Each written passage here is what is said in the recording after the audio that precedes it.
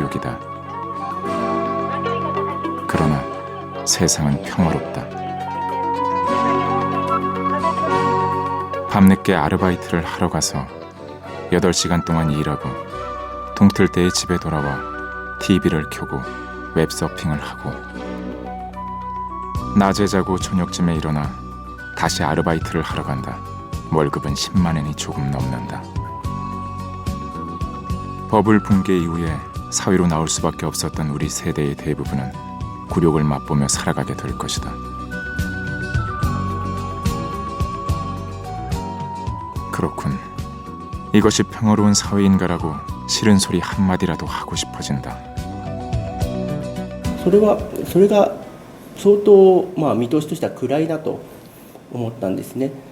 一度、失敗したらもう終わりというような社会ですね。でうまく上に残っている人はずっと残るけれども、一度下に落ちてしまうともうそこから這い上がりようがないというところですね。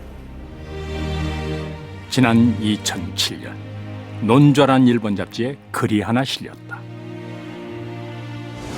마루야마 마사오를 때려주고 싶다. 31세 불이다. 희망은 전쟁. 섬찟한 제목이었다. 마루야마 마사오는 전후 민주주의의 대표적인 인물로 당대 최고 엘리트였다. 그런 그를 때려주고 싶고 전쟁을 희망한다고 했다. 가진 자에 대한 질투와 자신의 저지에 대한 절망의 표현이었다. 自分が、前に出て主張しなければそこで何かこの終わってしまうような気はしてたんですね。今もう戦争を希望するっていうことですかね。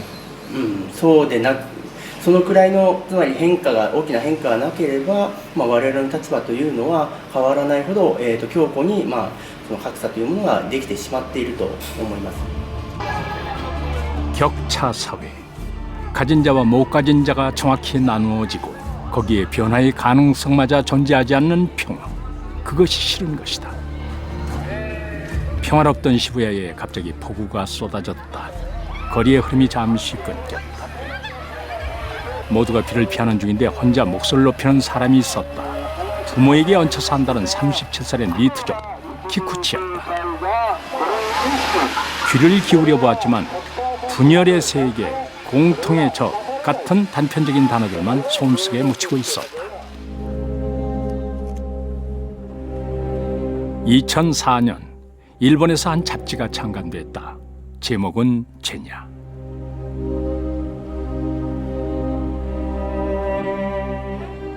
일본의 무언가를 지키려 하고 무언가를 막으려 하는 소수의 일본 지식인들의 뜻이 모아진 잡지였다.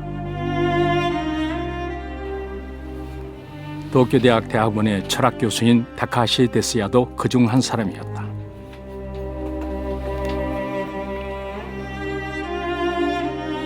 이 창간 후 말미에 제냐의 초대라 하여 다음과 같은 글이 쓰여 있다.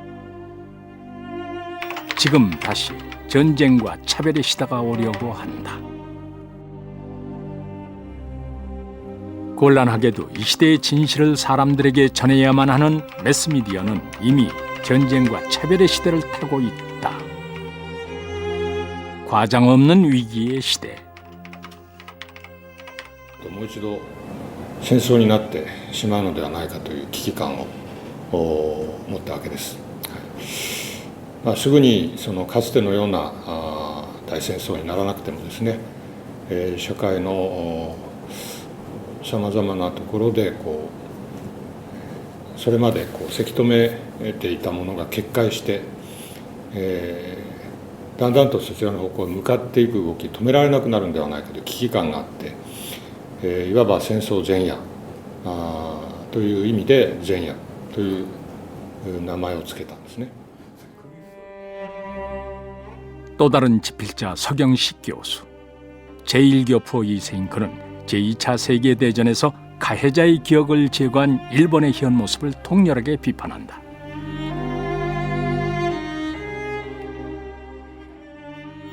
최근 수년간 우리가 우려하던 대로, 아니 그것을 훨씬 뛰어넘는 속도로 전쟁이 가능한 국가로의 변화가 착착 진행되고 있다. 전후 일본에서 오늘날처럼 배타적이고 내셔널리즘,